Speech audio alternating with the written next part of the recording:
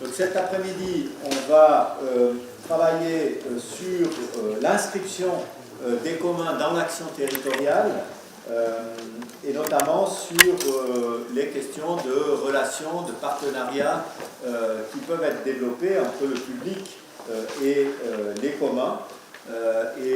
Pour cela, nous allons avoir tout d'abord 2 interventions, puis une table ronde, donc même format que ce matin. Bienvenue aux personnes qui nous rejoignent pour la table ronde. Donc, l'intervention sera tout d'abord par Jean-François Joie, professeur ici à l'Université Savon-Mont-Blanc en droit public, qui va nous parler de la coopération intracommunale. Et puis ensuite, on aura un grand témoin qui nous rejoint dans quelques secondes. Ensuite, on pourra passer, après quelques questions, directement à la table ronde. Donc, Jean-François, c'est à toi. Merci, Emmanuel.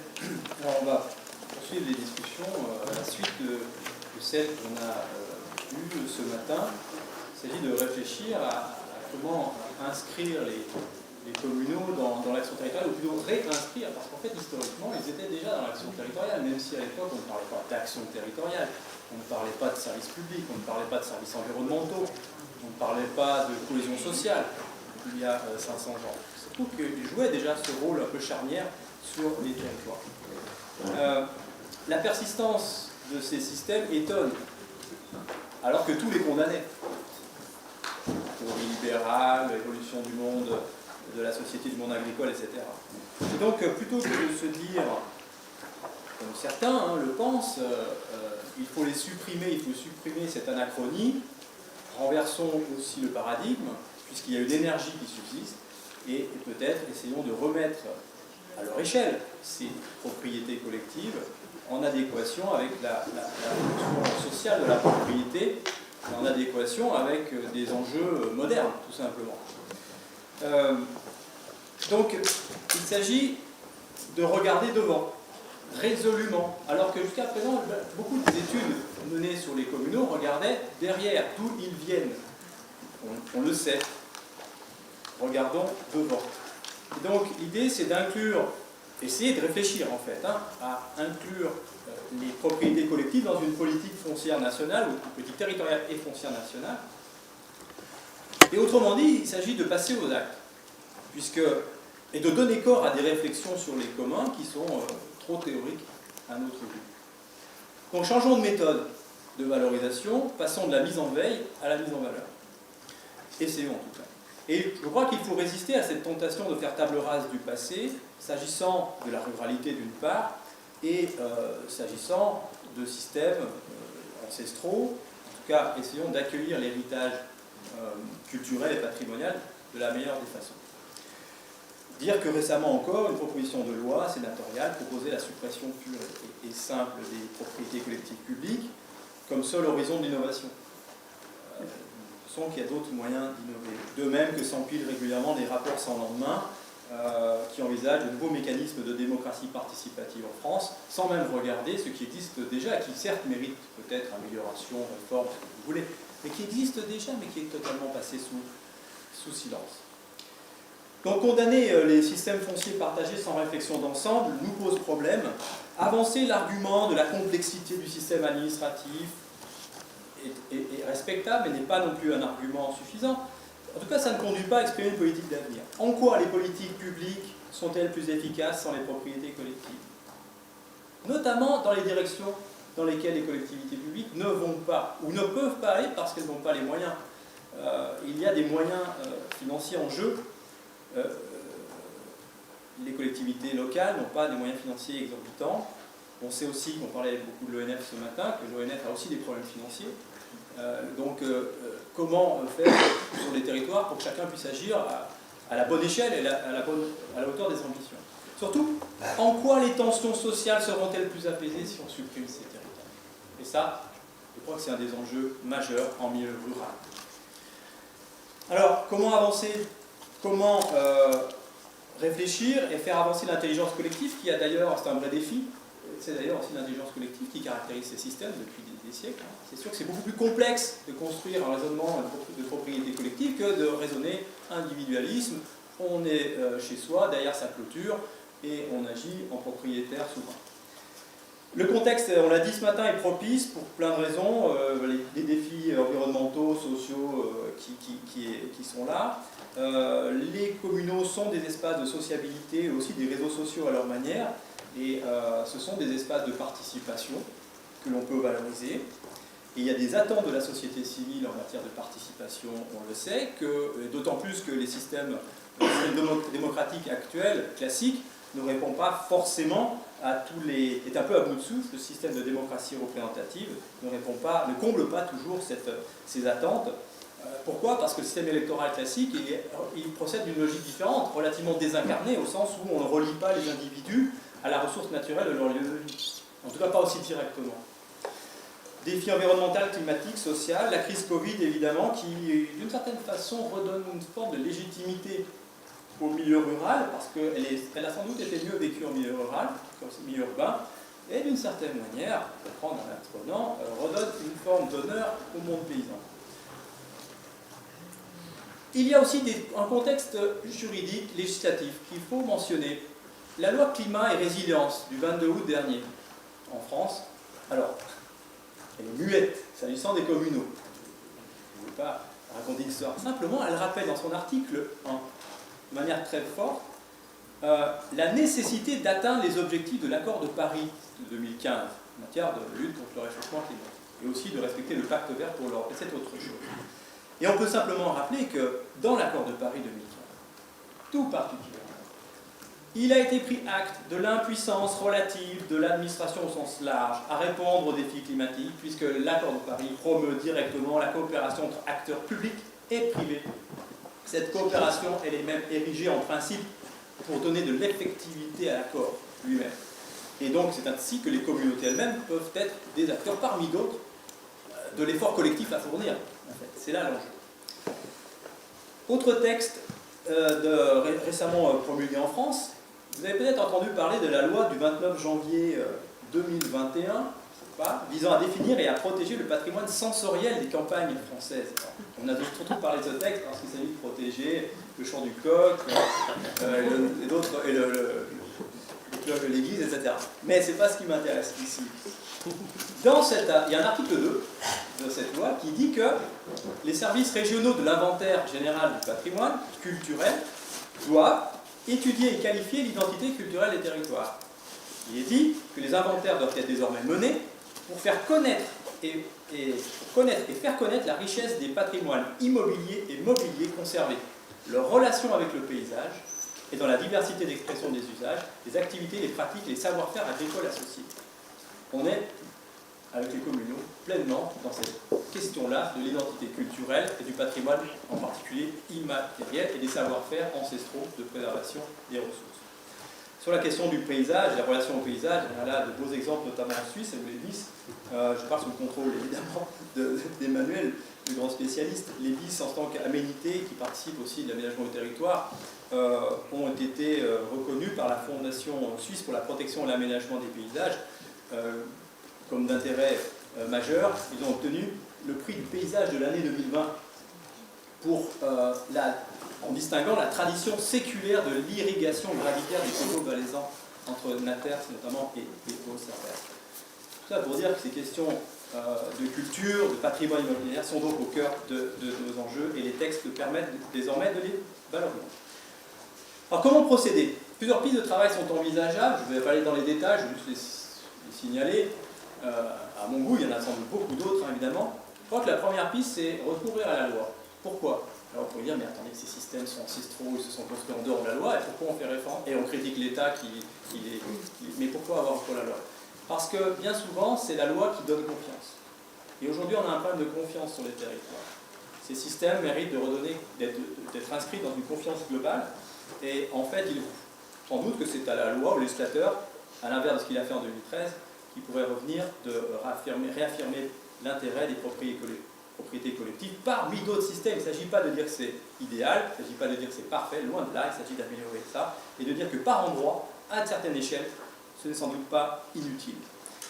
Donc, ce serait d'ailleurs par la loi un signal politique fort que montrerait la République à ce patrimoine, alors qu'elle est complètement indifférente aujourd'hui. Et il reviendrait au législateur de fixer un cadre plutôt souple, permettant la reconnaissance contemporaine des propriétés collectives. Faut-il faire comme en Angleterre, au Royaume-Uni, mettre en place un registre des communs, c'est-à-dire localement, un système d'identification des communs qui subsistent pour les faire enregistrer, pour leur donner finalement une réalité contemporaine. Et voilà, ils existent en 2021, et donc s'ils existent, ils ont des droits. C'est un système qui a été mis en place au Royaume-Uni, qui fonctionne plus ou moins bien, mais qui permet aussi de compter les communaux, les faire connaître. Il faut, au-delà de la reconnaissance symbolique, je pense, maintenant aborder les outils plus techniques et aller vers une politique territoriale plus inclusive pour placer les communaux à la bonne échelle territoriale. Et c'est pourquoi, j'ai décrit, je mets en valeur ce que j'appelle moi la coopération intracommunale, c'est-à-dire relative au dedans de la commune, par opposition aux coopérations intercommunales, dont on nous rebat les oreilles depuis de longues années en France et qui fonctionnent bien pour la gestion de certaines activités d'intérêt général, mais sans doute pas toujours pour la gestion de certains services aux populations. En tout cas, il y a une vraie interrogation aujourd'hui en France, d'ailleurs il y a eu un projet de loi, une proposition de loi pour favoriser à nouveau le bloc communal, donc on va à l'envers de la tendance depuis 30 ans en France qui est de créer des gros blocs intercommunaux pour redonner un peu la main pour certaines actions aux communes au plan strictement local. Si l'intercommunalité est un bon moyen de gérer des agglomérations ou pour gérer certains services publics, comme la culture, les déchets, etc., ces intercommunalités n'ont pas forcément été toujours une chance pour les communes, les petites communes et à l'intérieur les sections de communes. Mais on pourrait citer d'autres exemples. On se focalise beaucoup sur les sections de communes aujourd'hui, mais sachez, quand je le redis, qu'il y a beaucoup d'autres systèmes. En tout cas, par endroits, cette action micro-territoriale semble pouvoir, surtout dans une ruralité française peu peuplée, contrebalancer l'effacement des communes au sein de grands blocs. C'est en tout cas une hypothèse. Et ce besoin de démocratie locale, de participation locale, de cohésion sociale, permet de retourner comme un gant le dogme de la simplification administrative, qui veut qu'il faut tout regrouper les structures, du coup supprimer les communes, et a fortiori les sections de communes, et cette politique, cette petite musique de la rationalisation administrative promue par la technostructure. Il s'agit en d'autres termes d'étendre les formes d'action en faveur de l'intérêt général. Et le fait que des groupes d'habitants de petite taille, parfois c'est 4 familles, c'est 10 familles par hameau, parfois plus, puissent mener à leur échelle des missions d'intérêt général ou d'intérêt collectif, si on veut pas employer ce mot, entre un peu en contradiction, même beaucoup, avec la tradition juridique française qui impose que l'intérêt général soit défini par qui? Par l'administration, et pas par les citoyens. Les choses changent, c'est pas aussi simple. En tout cas, la démarche d'inclusion dans l'action publique ou parapublique de certains groupes d'habitants suscite beaucoup de méfiance, voire de défiance de la part de l'administration elle-même, de la part de l'État, et de la part aussi des élus locaux. Avec aussi la crainte de l'éparpillement des moyens financiers, on va se le cacher, c'est un enjeu lourd, la crainte de diluer les pouvoirs, ou de multiplier les contre-pouvoirs au plan local, et aussi d'un risque d'effritement de la société qui représente une forme d'atomisation des représentations de l'intérêt collectif, de l'intérêt général. Mais ces risques, autant objectés, ne sont pas nouveaux, sûrement pas. Ces mêmes questions ont été posées lors de la décentralisation, des réformes de décentralisation en 1982-83. On nous avait, on avançait les opposants, le même risque d'éclatement de la République, de multiplication des statuts, etc. Que s'est-il passé? À preuve du contraire, la République n'a pas explosé, il y avait des garde-fous posés par la loi, le juge administratif étant aussi chargé d'harmoniser tout ça. Techniquement, donc il n'est pas incongru de pouvoir parler de différenciation territoriale aujourd'hui et donc de donner aussi une forme d'action nouvelle aux mouvements citoyens, aux communautés locales.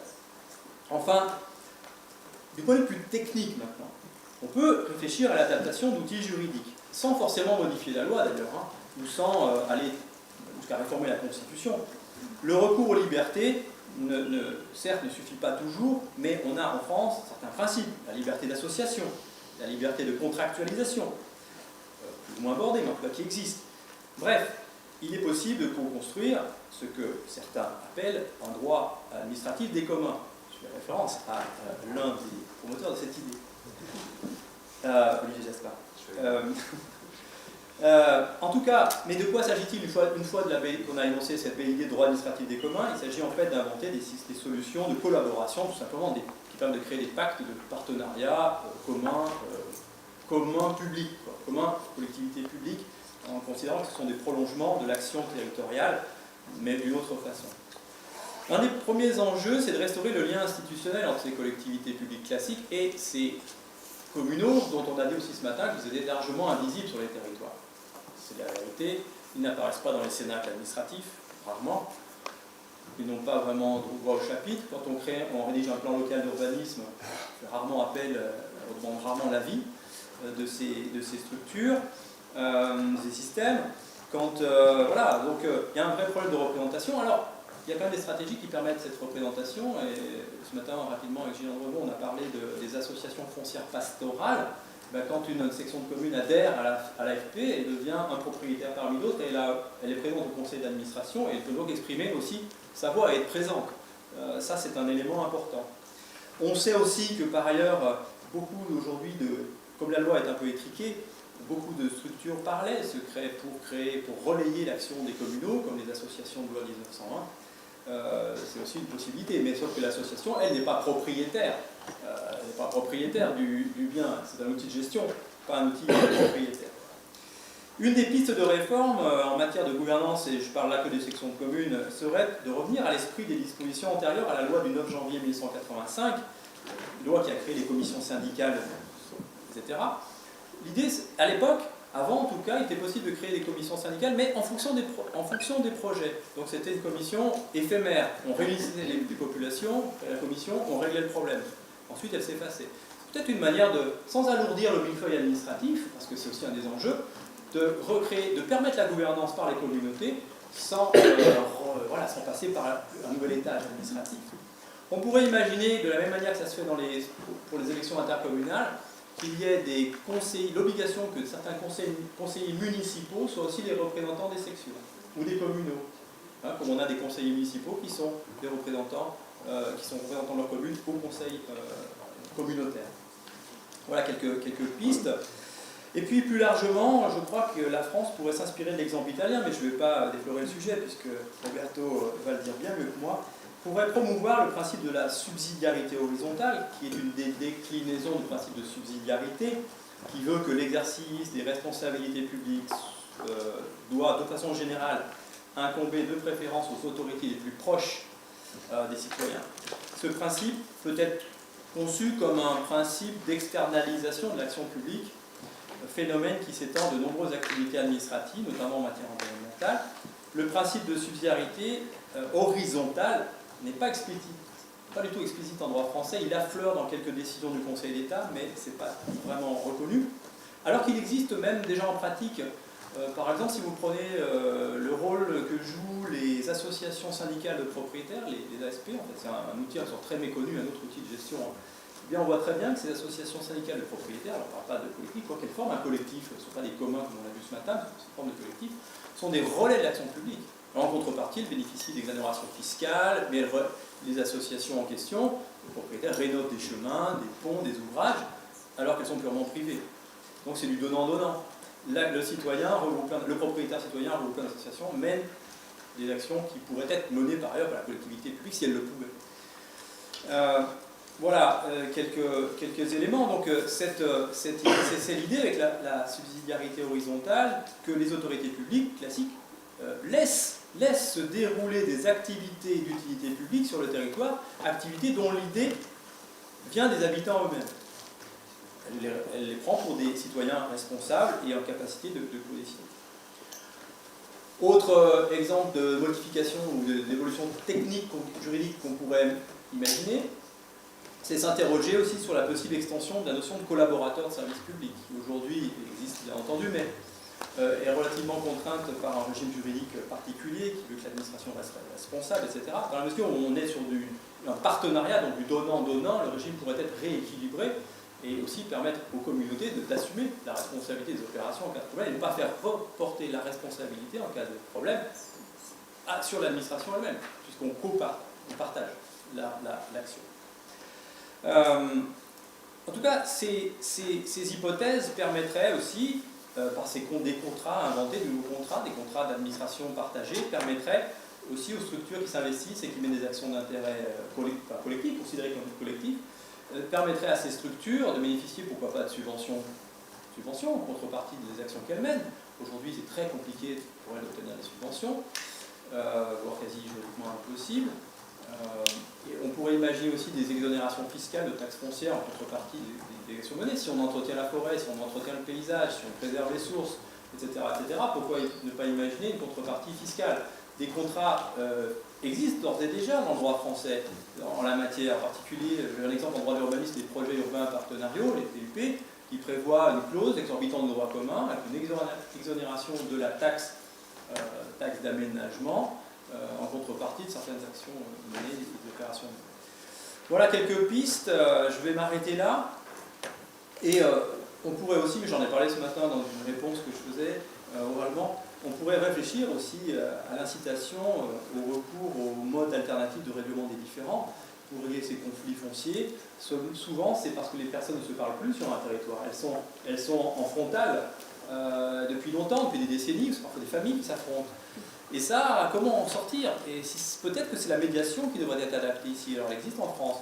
Juste pour information, en Polynésie française, récemment, a été adoptée en 2017 une loi du pays, qui prévoit une médiation foncière spécifique, juste pour les questions foncières, parce qu'ils se sont rendus compte qu'elles étaient au cœur des enjeux de société.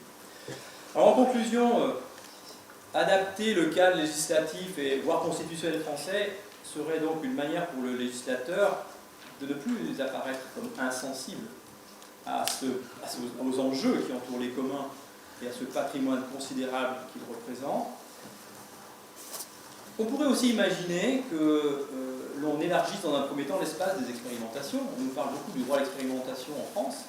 C'est de constater qu'il est assez peu mis en œuvre, alors que nous tenons avec les propriétés collectives sans doute un champ remarquable de possibilités d'expérimentation, de partenariat public-privé, etc.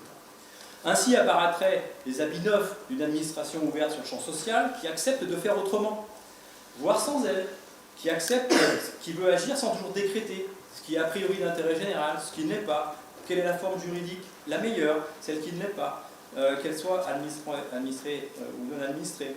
Bref, faire confiance à une logique de bottom-up plutôt que l'inverse.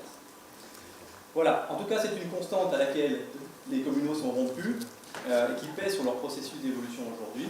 Je crois qu'on peut dire que ce qui se joue aujourd'hui avec le vent nouveau, c'est tout simplement une nouvelle phase de négociation de leur place sur les territoires.